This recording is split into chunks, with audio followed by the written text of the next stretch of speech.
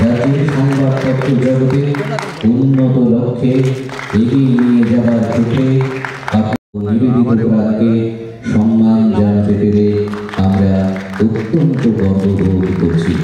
আপনার সুস্থ ও দীর্ঘ কর্মময় জীবন আমাদের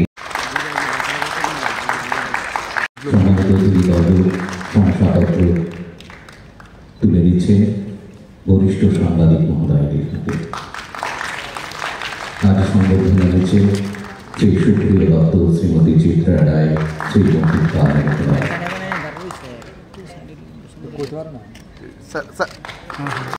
পাল মহোদয় ওনার জন্য জোরে করতালি আশা করব।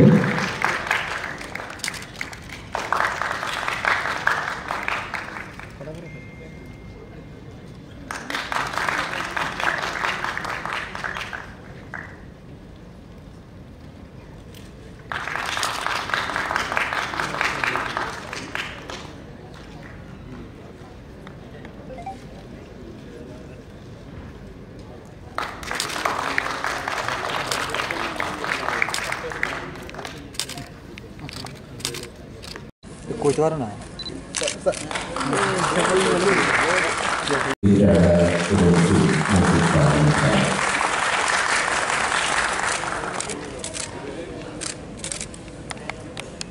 করে নিজেরা আনন্দিত হব। আজকের এই অনুষ্ঠানে যে চারজন বরিষ্ঠ সাংবাদিককে আমরা সম্বোধন ও নিবেদিত প্রাণকে সম্মান জানাতে পেরে আমরা অত্যন্ত গর্ববোধ করছি। আপনার সুস্থ ও দীর্ঘ কর্মময় জীবন আমাদের। এর জন্য আমরা মিডিয়া হাউসে যারা রয়েছে, আজ আমরা ইলেকট্রনিক মিডিয়া হোক আর প্রিন্ট মিডিয়াতে হোক, আমাদের যদি নেচার না বদলাই, আমরা যদি কাজের ধরন না বদলাই, আমার পাশাপাশি আমার সঙ্গে যারা রয়েছে, আমার সঙ্গে যারা এই ইউনিটে যারা কাজ করে, সবার জন্য কিন্তু আমাদের একটা অশনি সংকেত আমি বলতে পারবো। এর জন্য সবাই মিলে আমাদের এই যে পরিবর্তন, তার জন্য কাজ করতে হবে। যাই হোক, আপনারা আমাকে আমন্ত্রণ জানিয়েছেন, আপনাদের সামনে অনুষ্ঠানে উপস্থিত হয়েছেন মাননীয় জাস্টিস অরিন্দম লোধ, ত্রিপুরা হাইকোর্ট। উপস্থিত রয়েছেন পি.কে. চক্রবর্তী, সেক্রেটারি আইসি ডিপার্টমেন্ট। উপস্থিত যার বক্তব্য আমরা শুনলাম খুব সুন্দরভাবে, যিনি বলেছেন শেখর দত্ত আজকের প্রধান বক্তা ছিলেন। উপস্থিত রয়েছে Jayanta Karmakar, Jayanta Kumar Bhattacharya, president Agartala press club.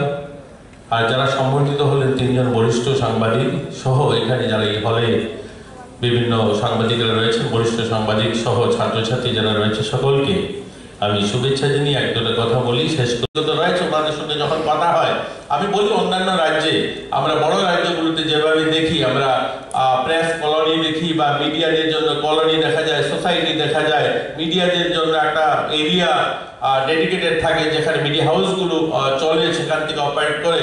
আমরাও চাই আমাদের রাজ্য হোক, আপনারাও এগিয়ে আসুন, আমরাও আপনারা 2 কদম এগোলে আমরাও আপনাদের সঙ্গে 4 কদম এগোবো। আমরা সবাই মিলে এই রাজ্যের মিডিয়া হাউসে যে সমস্ত সমস্যাগুলো রয়েছে সেগুলোকে আমরা সমাধান করব, আর আগামী দিন যেন আরো আমরা ভালোভাবে এগোতে পারি। কিন্তু যে থিমটা দেওয়া হয়েছে, আমাদের নেচার, কাজের যে ধরন বদলাতে হবে, সেটা আমাদেরকে মাথায় নিয়ে সিরিয়াসলি আমাদেরকে বদলাতে হবে, না হলে তো আমাদের কিন্তু একটা বড় চ্যালেঞ্জের মুখোমুখি আসতে হবে। আজকে প্রিন্টের সঙ্গে, প্রিন্টিং মিডিয়ার সঙ্গে যারা যুক্ত রয়েছে, যারা বই ছাপতেন, আজকে আমরা জানি অনেকগুলো প্রেস বন্ধ হয়ে গেছে, বই প্রিন্টিং হাউস, কারণ ই লাইব্রেরি চলে এসেছে। আর ছেলে মেয়েদের হাতে ট্যাব দিয়ে দেওয়া হয়েছে, আইপ্যাড দিয়ে দেওয়া হয়েছে, এবং তারা বই সেই ই লাইব্রেরি থেকে বই ডাউনলোড করে সেখানে পড়ছে। একটা লাইব্রেরি থেকে যে বই কেনা, সেটা বন্ধ হয়েছে। তেমনি যারা পত্রিকা হাউসে, পত্রিকা যারা হকাররা ছিল, ডিলাররা ছিল, যারা পত্রিকা আপনাদের হাউস থেকে কিনে নিয়ে ডিস্ট্রিবিউশন করতেন এবং সেখান থেকে তাদের জীবিকা চলতো, সেটা কিন্তু আজ বন্ধ হয়েছে।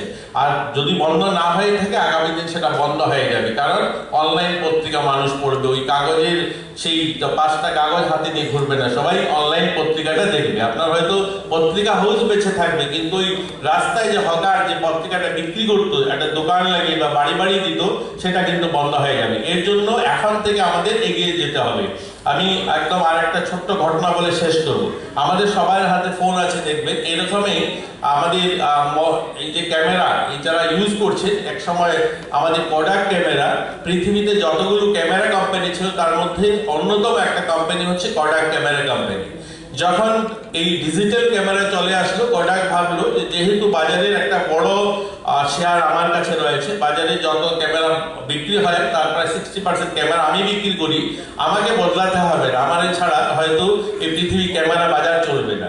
কিন্তু দেখা গেল সময়ের সঙ্গে সঙ্গে ওই কোম্পানিটাই বন্ধ হয়ে গেল, হাজারো মানুষ রাস্তায় বসে যেতে হলো। কিন্তু যারা নিজেকে বদলে দিয়েছিল, আজ নোকিয়া বদলে তার যে ক্যামেরা ছিল রিল লাগানো, ওটার থেকে বদলে যখন সে ডিজিটালে এসে সে কিন্তু বেঁচে গেছে। আজ কিন্তু সে মোবাইল আবিষ্কার করেছে, বিভিন্ন মোবাইল